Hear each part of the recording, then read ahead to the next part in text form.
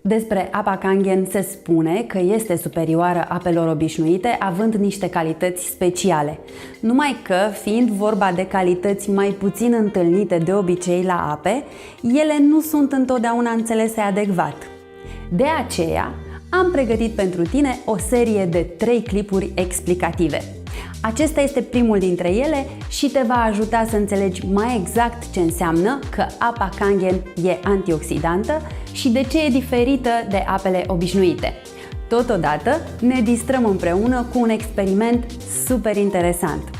Așadar, urmărește până la final și nu rata următoarele 2 clipuri care completează seria despre diferențele dintre apa Kangen și apele obișnuite. Poate ai mai auzit expresia apa este apă. Și totuși, dacă ar fi adevărat, de ce nu bem apă de oriunde? Tocmai pentru că nu toate apele sunt la fel. Apa Kangen a devenit cunoscută în ultimii ani pentru că are unele calități diferite față de ale altor ape, fie ele ape îmbuteliate, chiar alcaline, ape filtrate sau chiar ape de izvor. Iar în acest video îți explicăm prima dintre aceste calități: puterea de antioxidare a apei Kangen. Asta înseamnă că, spre deosebire de apele obișnuite, apa Kangen nu oxidează acolo unde ajunge.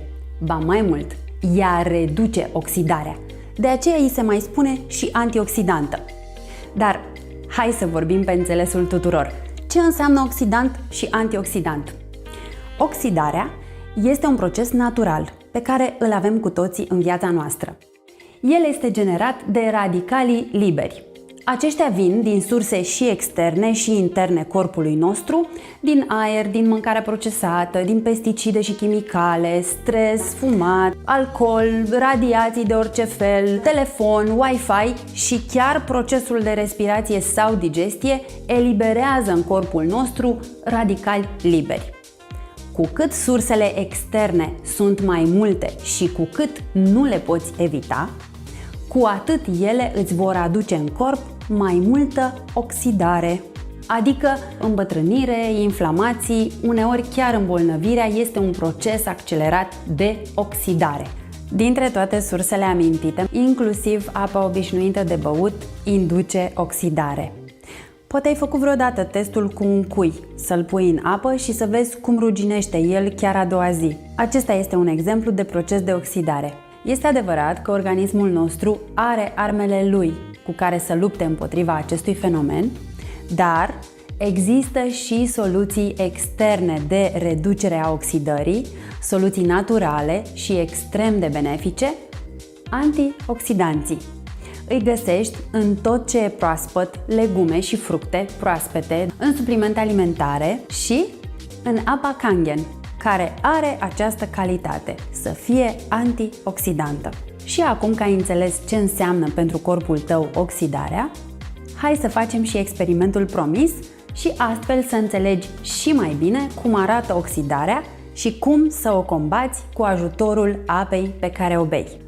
Avem aici 2 pahare cu apă obișnuită, ele vrem să reprezinte mediul intern al corpului și avem, pe de altă parte, betadină, pe care o vom folosi ca agent de oxidare.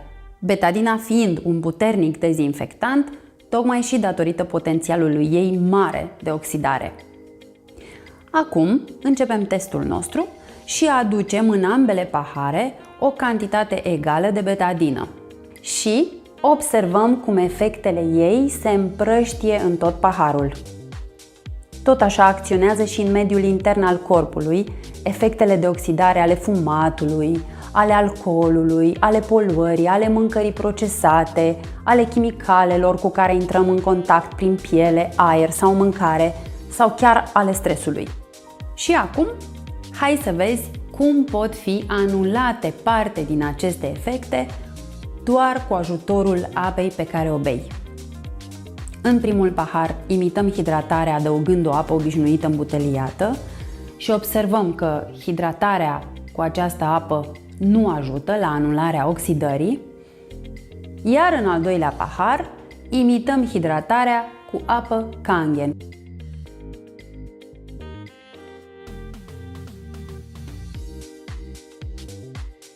iar efectele de anulare sunt evidente și vizibile.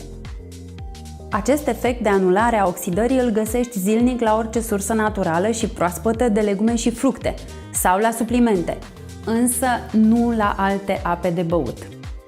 De aceea îți spuneam mai devreme că apa Kangen e altfel decât apele de robinet, apele îmbuteliate, apele făcute de sistemele de filtrare sau chiar față de unele ape de izvor. Și de aceea te încurajăm să-ți schimbi cât mai repede apa obișnuită cu apă Kangen antioxidantă.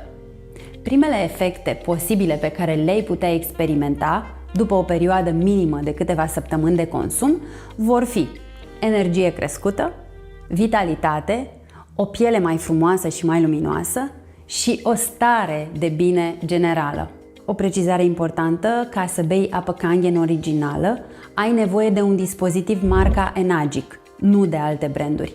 Iar ca să fii sigur că apa ta Kangen va avea toate calitățile, mai ales cea de antioxidare pe care ai văzut-o astăzi, condiția este să o bei doar proaspătă și să-ți întreții aparatul conform recomandărilor tehnice.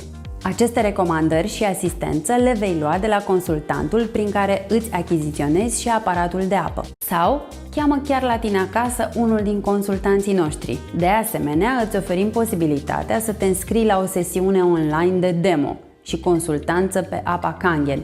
Dacă ți-a plăcut acest material, abonează-te la canalul nostru și poți chiar să ne dai și un like.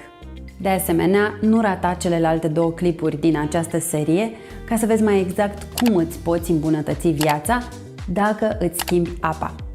Până atunci, nu uita că sănătatea se construiește zi de zi în funcție de ce alegi.